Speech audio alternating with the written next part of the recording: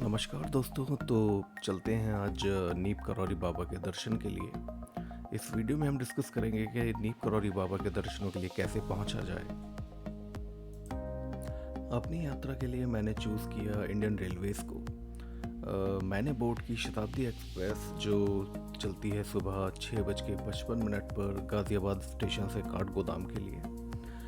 काठगोदाम ये ट्रेन पहुंचा देती है 11:55 पर।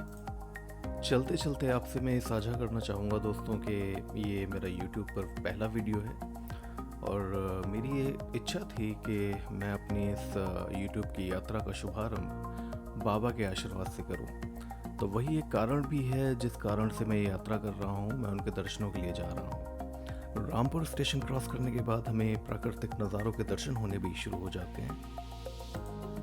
रामपुर के बाद रुद्रपुर और उसके बाद लाल कुआं जंक्शन जैसे स्टेशनों को क्रॉस करते हुए हम पहुंचते हैं काठगोदाम स्टेशन। काठगोदाम से कैंची धाम की जो दूरी है वो है 37 किलोमीटर, जिसके लिए आप टैक्सी ले सकते हैं स्टेशन के बिल्कुल बाहर से, जो जनरली चार्ज करते हैं 200 रुपये से 250 रुपये तक डिपेंडिंग ऑन द कार। लेकिन मैंने रेंट की एक स्कूटी जिसके लिए मैंने पे किए 600 रुपये। स्कूटी आप रेंट कर सकते हैं काठगोदाम स्टेशन के बिल्कुल बाहर से। वहाँ काफ़ी शॉप्स हैं जहाँ से आप स्कूटी रेंट कर सकते हैं। और जिस दिन मैंने यात्रा की उस दिन बेसिकली मौसम बहुत ही अच्छा था और ये इच्छा नहीं थी कि किसी भी तरह की टैक्सी में इस यात्रा को पूरा किया जाए। खुले में यात्रा का आनंद लेने का इरादा था, तो वही एक कारण बना कि मैंने ये स्कूटी रेंट की। और यकीन मानिए जिस तरह का उस दिन मौसम था, यात्रा बहुत ही सुगम थी। काठगोदाम से 21 किलोमीटर की यात्रा तय करने के बाद हम पहुंचते हैं भीमताल, जहां पर स्थित है भीमताल लेक, जिसके आप दर्शन कर सकते हैं। यहाँ बहुत सारी वाटर स्पोर्ट एक्टिविटीज़ भी होती हैं, तो अगर आप चाहें और आपके पास समय हो तो आप उन वाटर एक्टिविटीज़ का आनंद भी ले सकते हैं। भीमताल से 11 किलोमीटर की यात्रा करने के बाद हम पहुंचते हैं भवाली।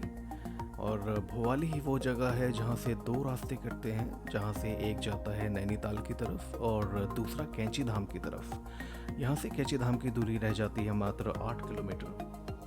तो ये 8 किलोमीटर की यात्रा पूरी करने के बाद मैं फाइनली पहुंच जाता हूं कैंची धाम। और यहाँ एक चीज़ मुझे इस बार अलग देखने को मिली कि पार्किंग की व्यवस्था अब कर दी गई है। पहले मैं जितनी भी बार यहाँ आया हूँ, यहाँ पार्किंग की किसी भी प्रकार की व्यवस्था नहीं थी और जितने भी व्हीकल्स थे वो रोड की दोनों साइड पार्क हुआ करते थे।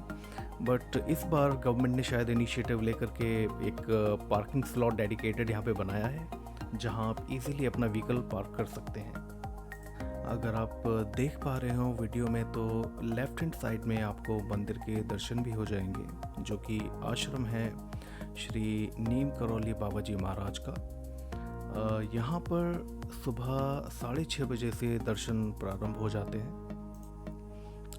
अगर बात की जाए प्रसाद की, तो प्रसाद की दुकानें मंदिर के मुख्य द्वार के सामने ही बनी हुई हैं। बाबा जी को वैसे लड्डू और पेड़े अर्पित किए जाते हैं, पर साथ ही साथ बाबा जी को कंबल भेंट करने की भी एक प्रथा है। वो कंबल बाबा जी को स्पर्श करा करके आपको वापस दे दिया जाता है। और ऐसा कहा जाता है या तो वो कंबल आप किसी गरीब को दान कर दें या फिर घर ले जाकर अगर कभी कोई व्यक्ति बीमार पड़ता है तो उसको ओढ़ाएं, तो वो कंबल को ओढ़ाने के बाद में वो व्यक्ति जल्द ही ठीक हो जाता है, ऐसा कहा जाता है। तो मंदिर के दर्शन आप कर ही रहे हैं और मैं भी जल्दी से मंदिर के अंदर जाकर दर्शन करके आता हूँ।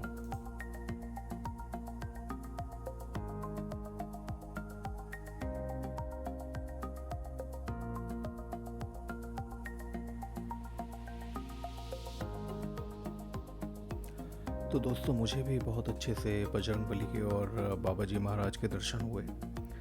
अब मैं नीम करौरी बाबा जी महाराज के दर्शन करके लौट रहा हूँ और रास्ते में बारिश भी शुरू हो गई है, जिसकी वजह से मुझे एक जगह रुक करके अपना रेनकोट निकाल करके पहनना पड़ा। लेकिन इस बारिश की वजह से मौसम जो है वो और खुशगवार हो गया है।